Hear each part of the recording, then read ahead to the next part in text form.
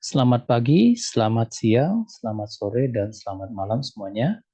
Pada kesempatan kali ini kita akan melanjutkan materi pembelajaran kita untuk modul ke-6 dengan judul Momentum dan Impuls. Nah, untuk materi sendiri kita akan memfokuskan pada momentum sistem linier atau momentum di mana benda ataupun objek bergerak dalam lintasan lurus atau linier. Nah, terlebih dahulu sangat penting untuk kita mengetahui definisi dari momentum. Nah, kata momentum sendiri memiliki arti yang sangat luas, tergantung pada konteks pembicaraan ataupun konteks apa yang kita maksudkan. Namun dalam ilmu sains dan teknik, momentum memiliki arti yang sama, yaitu sebagai besaran fisika yang dimiliki oleh benda yang sedang bergerak. Di mana untuk sistem satu benda, momentum dinyatakan dalam persamaan P sama dengan M kali V. Perlu diperhatikan di sini, momentum P dinyatakan dengan notasi tanda panah. Hal ini menunjukkan atau memiliki arti bahwa momentum merupakan besaran vektor, di mana momentum sama dengan massa benda tersebut dalam kilogram dikali dengan kecepatan benda. Jadi sangat penting dalam bekerja dengan momentum untuk kita memberikan definisi apakah suatu benda memiliki momentum negatif ataupun positif. Misalnya kita mendefinisikan ketika benda bergerak ke kanan memiliki momentum positif, maka sebaliknya ketika benda bergerak ke kiri memiliki momentum negatif. Baik, untuk hukum kedua Newton sendiri juga dapat dinyatakan dalam momentum, di mana perubahan momentum terhadap waktu itu setara dengan total gaya yang bekerja pada benda.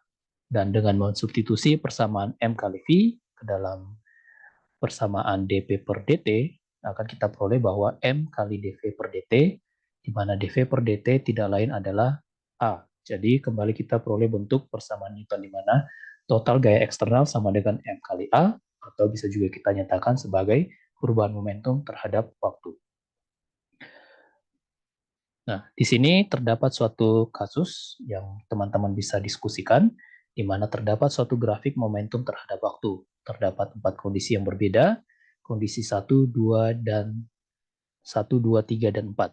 Nah, berdasarkan grafik momentum terhadap waktu ini, teman-teman diminta untuk menentukan di manakah dari kondisi 1 sampai 4 ini benda bergerak dipercepat. Kemudian yang kedua benda bergerak diperlambat, kemudian yang ketiga benda bergerak dengan kecepatan konstan, dan yang terakhir benda dalam kondisi diam. Baik, berikutnya kita akan lanjut pada topik terkait dengan momentum pada sistem benda banyak atau sistem yang terdiri atas partikel yang banyak. Nah, sebelumnya sudah kita ketahui untuk momentum untuk satu benda dinyatakan sebagai M dikali V, massa benda dikali dengan kecepatannya. Nah, namun jika kita bekerja atau kita meninjau sistem yang terdiri atas banyak partikel, momentum dalam sistem tersebut tidak lain merupakan total penjumlahan vektor momentum dari setiap partikel.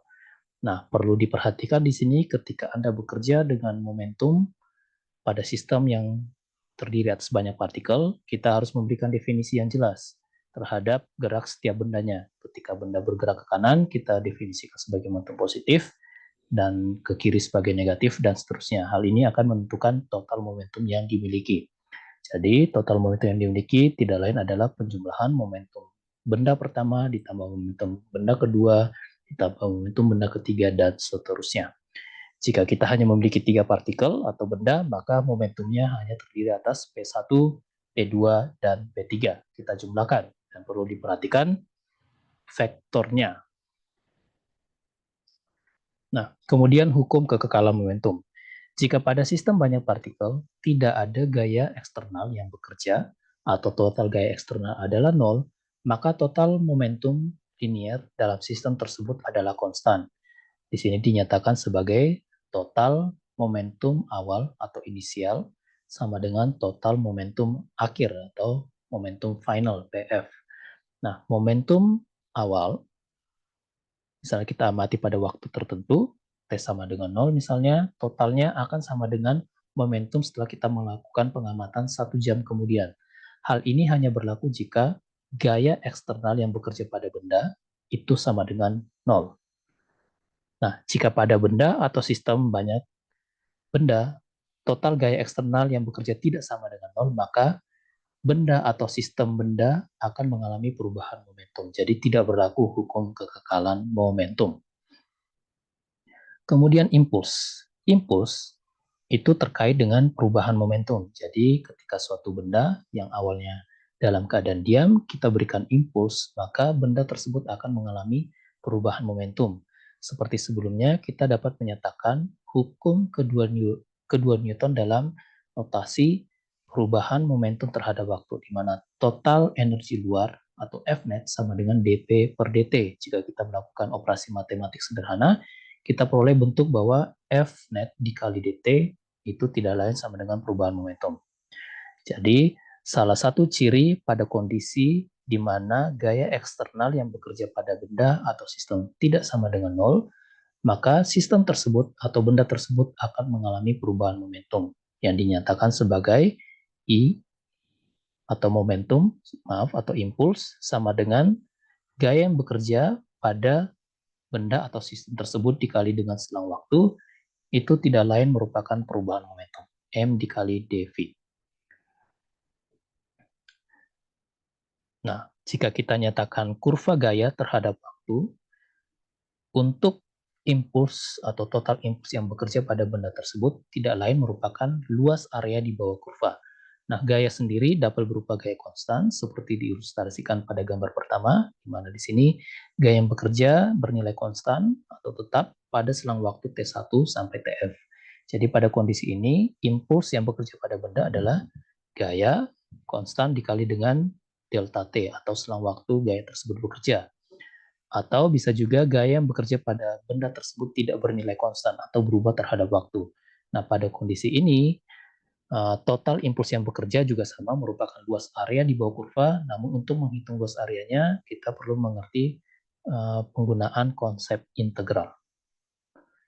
Baik, untuk kesimpulannya, seperti sudah kita pelajari, yang pertama adalah terkait dengan momentum untuk sistem atau